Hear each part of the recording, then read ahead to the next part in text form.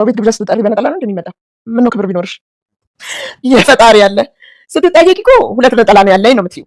ከመታጠቡ ምንድነው እንደዚህ የሚያፍነከነካችሁ? እኛን ማቀፍና ታዲያ ሳያጥብ ሁሌ አንድ ልብስ ብቻ እንደለብስ ነው ምን ትለዋለህ? ይኸው ልብሱን ካላጠፈማ ያው ቆሻሻ ነው የሚባለው። ምን ነው መለስ እያደረገ ያቆያል። ካልገደልሽው ታዲያ ለምን ደግሞ እንደዚህ የምትከችበት? ወር ባልሞላ ጊዜ ውስጥ ግን ምድራዊ ቤቷን ላንስታ ወደ ዘላለም ቤቷ ትሄዳለች። አይ እማዬ ክፉ ነሽ። ምሳ ልጋብዝሽ ወይስ ጠርተሽ መርዝ ስንጨት ነው? የሚጠጣ ነው የመጣሽው? ይኸው እችን ጠጫት። ውሃ ነው የምፈልገው፣ ውሃ ነው የምፈልገው። ውሃን የሚያስንቅ መጠጥ ነው እማዬ። ሞት ይቆርጡለታል። አዎ እንዴ ውሃ ጠማኝ ሲሆን ነበር ትንሽ ይቆርጣል እንዴ። እና እናቱን የማያስከብር ወራዳ ሰው ወራዳ። እሺ በይኝና የፈለግሽውን ያህል እሰጥሻለሁ። ብር አልፈልግም። አንቺንና ሽባው ልጅሽን በምንም ያህል ብር ልለውጣቸው አልችልም። ከአሁን በኋላ ልጄን ሽባ ብለሽ እንዳሰድቢው። ብሰራ ምን ታመጪ ነው? ልትደበድቢኝ ነው? ከዚህ ሁሉ ስቃይ ዮዲት ከዚህ በፊት ወንደሰንን ጫካ ውስጥ ቀጥቅጬ ጥዬው መጣሁ ብላ በደስታ ሞቷል እያለች ለእናቷ ደስታ እየሳቀች አይደለም የሰው ልጅ የዱር እንስሳት እንኳን እየሞተባት ያክል ሳይሰማት በደስታ ስትዘል የነበረችዋ አሁን ላይ እናቷ ገዳይ ቀጥሬያለሁ ስትላት በጣም ተጨንቃለች። እንዴት እንደዛ ይሆናል? ተልፈስፍሶ አልጋ ላይ የወደቀ ሰው የአልጋ ቁራኛ የሆነ ሰው እንዴት ገዳይ ይላክበታል? በማለት እጅግ በጣም እየተሰማት ይገኛል። እንዴት እንደዚህ ልታስብ ቻለች? ያን የራሷ ቀጥቅጣ ስትለው ደስታም ሲሰማት የነበረች ልጅ አሁን እንዴት ይሄ ልታስብ ቻለች? ዮዲት ምንም እንኳን እናት እየመከሩ ሳይቀድመን እንቅደመው ቢሏትም አሁን ግን አንዴ መልካም ትሆናለች፣ አንዴ ወደ እናቷ ሀሳብ ትመጣለች። አሁንም ግራ ታጋባለች። ምንም ቢሆን ከእናቷ ትሻላለች። ትንሽ ልቧ መለስ ይላል። እንደዚህም አይሆንም እማዬ፣ እስኪ በህይወትሽ አንድ ነገር እንኳን መልካም ነገር ስሪ። እስኪ ይብቃሽ፣ አሁን የንስሐ ጊዜ ይኖርሽ፣ የክፋቱ ዘመን ይብቃሽ የምትልበት ጊዜም አለ። ደግሞ ሞትና መገደልም ሆነ እስር የሚለውን ነገር በጣም ስለምትፈራና መስማትም ስለማትፈልግ እናቷ ሂጂ መርዝ ስጪው ስትላት እሺ ትላለች። ምክንያቱም ትታሰሪያለሽ ወይ ደግሞ እሱ ከተነሳ ቀድሞ ይገልሻል የሚባለውን ቃል መስማት ስለማትፈልግ ብቻ አሁንም ለመመረዝ ዝግጁ ናት ዮዲት። ነገር ግን ልቧ ደግሞ ይራራል። አሁን ይበቃናል ያሳለፍነው ተንኮል፣ ካሁን በኋላ መልካም ነገር እንስራ ትላለች ዮዲት በተደጋጋሚ እናቷን ትመክራለች። እናት ግን በጭራሽ እንደዛ አይሆንም፣ ሳይቀርመን መቅደም ነው ያለብን፣ ይሄ ሰው ከተነሳ እኔንም አንቺንም አይለቀንም እያለች በተደጋጋሚ ዮዲትን ወደ ክፋቷ እንድትመለስ ያደርጋሉ። ምንም እንኳን ቶሎ ብላ መለስ ትላለች፣ እንደ ድሮ ጭካኔ አይታይባትም ዮዲት። ነገር ግን ወይዘሮ ወርቄ አሁንም ቢሆን ከጭካኔያቸው ሊመለሱ አልወደዱም፣ አልፈለጉምም። ገሎት እንዳይሆን ያሰውዬ እያለች መጨነቅ ጀምራለች። እና ልታዝንለት ነው እንዴ? ራስሽ አልነበርሽ በመጀመሪያ ጫካ ውስጥ ገድዬው መጣሁ እያልሽ ስትደሰች የነበረው? አሁን አሳዘነሽ እንዴ? ትላለች ወይዘሮ ወርቄ።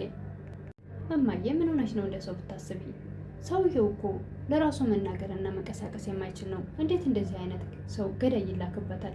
ወለሰንም እናቱን ያሰቃዩበት አንድ ቪዲዮ አለ። ምን አንድ ብቻ በጣም ብዙ ነው። ነገር ግን እሱ በጣም የተሰማው ግብዣ ብለው ቤታቸው ጠርተው ሲያዋርዷት ሲያንቋሽሿት የነበረ ቪዲዮ እጅግ በጣም ቅስሙን የሰበረው በህይወቱ የማይረሳው ነገር። እንግዲህ ግብዣ ብለው ከጠሯት በኋላ አንቺ ከየት ነው የመጣሽው? ይህን አለባበስ ለብሰሽ ምን አለ ሰውን ብታከብሪ፣ ለሰው ክብር ቢኖርሽ። እንግዲህ አንድ ነጠላ ከላይሽ ላይ የማይወልቅ አለ፣ ሁለት ነው ያለኝ በሰው ሲጠይቅሽ። ምክንያቱም ሲታጠብና ሳይታጠብ ብለሽ ሲታጠብ ሌላ ሳይታጠብ ሌላ ሁለት ነጠላ አለኝ ብለሽ ለሰዎች ተናገሪ በማለት እጅግ በጣም ቅስማቸውን ስብር ሽምቅቅ ሲያደርጓቸውና አንድ ልብስ ያለው ሰው ሳያጥብ ሁል ጊዜ ያንኑ ቢለብሰው ምን ሊባል ይችላል እያሉ እሱም እናቱ አልመሰለችውም እና ቆሻሻ ነው እሱማ እያለ ፊታቸው ሲሳለቅ እሳቸው አንገታቸውን ደፍተው እዛ ቅስማቸው ስብር ሽምቅቅ ሲሉ ያ ሁሉ ነገር እሱ አልገባውም ነበርና ቆይቶ ሲገባው ግን እናቱን እንዳዋረዱበትና እንዳሳቀቋት ስለተረዳ አሁን ያን ለመበቀል ወንደሰን ዝግጁ ነው። ዮዲትም ምግብ ተሰርቶ ሲቀርብ ልጃቸው ከሌለ የቀረበላቸውን ከእጃቸው ምንጭቅ አድርጋ ወደዛ ተደብቀው ነበር። አለም ቢቸግራት ከራሷ ገዝታ የራሷን ሰርታ ብታቀርብላት እሱን ሁሉ ከፊታቸው ምንጭቅ አድርጋ ራሷ ጥርግ አድርጋ የበላችበት ቀን አለ። ያን ሁሉ አለም አስረግጣ ነግራው ነበር። በሰዓቱ ባያምናትም የኔ ሚስት መልካም ናት፣ እናንተ ሆን ብላችሁ ጠልታችኋት ነው እያለ እነሱንም በፍጹም ሊያምናቸው አይወድም ነበር በሰዓቱ። አሁን ላይ ግን ስለተረዳ እናቴ ያሳለፈችው ስቃይ መከራ በማለት ያንን ለመበቀል ስላሰበ ወይዘሮ ወርቄን እንግዲህ ለብቻዋ እያስጨነቃትም ይገኛል። አሁን ምንም እንኳን የሚከታተለው ወይም ደግሞ የሚገል ገንዘብ ከፍለው ቢልኩበትም ለጊዜው ግን ሊያገኘው አልቻለም። ነገር ግን ሲወጣ ሲገባ እንዲከታተለው እያደረጉ ይገኛሉ። ወደዛ ቤትም መመላለስ አብዝቷል። ምክንያቱም ጥሩ ገንዘብ እሰጥሃለሁ ይህንን ካላደረክ ደግሞ 5 ሳንቲም አታገኝም ተብሏል። ገንዘብ ነው የሚፈልገው ሰውየው። ወንደሰንን መከታተሉን አያቆምም። ብቻውን ካገኘው ሲጥ ሊያደርገው ይችላል። የተላከው ሰውም በዚህ ስራ ጥርሱን የነቀለና ጡንቻው ፈርጠም ያለ ነው። ስለዚህ ወንደሰንን በቀላል ሊያጠቃው ወይም ደግሞ እንደተባለው ደግሞ ሊገለው ይችላል።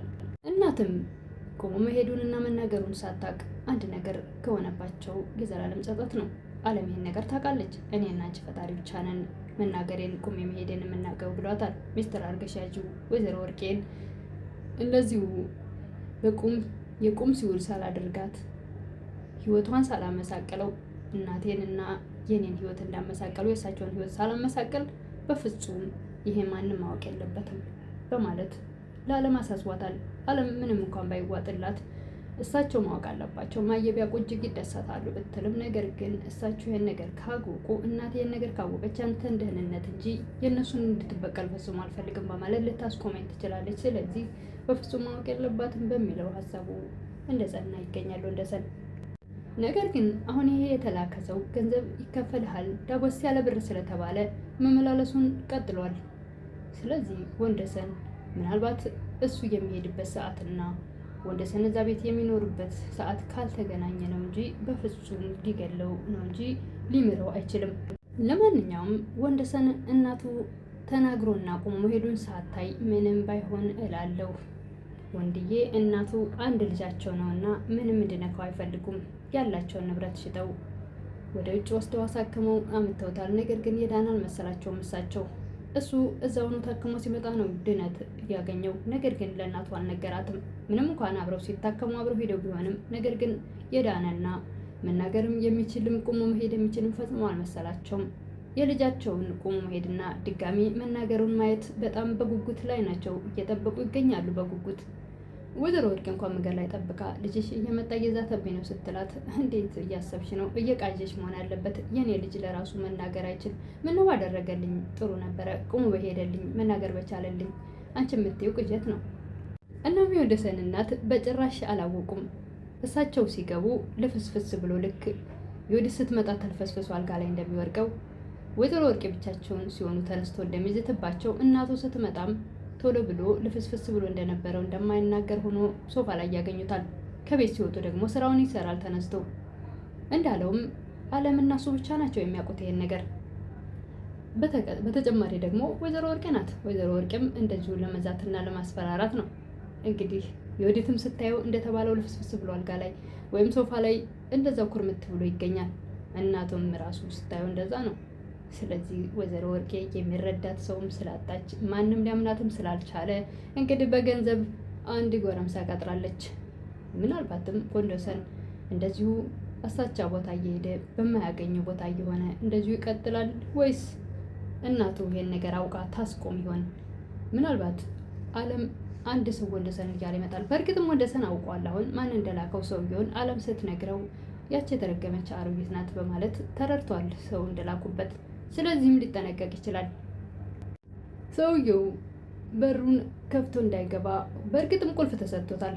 እዛ ቤት የወዲት ቁልፍ ወስዳለች እና እናት ደግሞ ለሰውየው ቁልፍ ሰጥቶታል።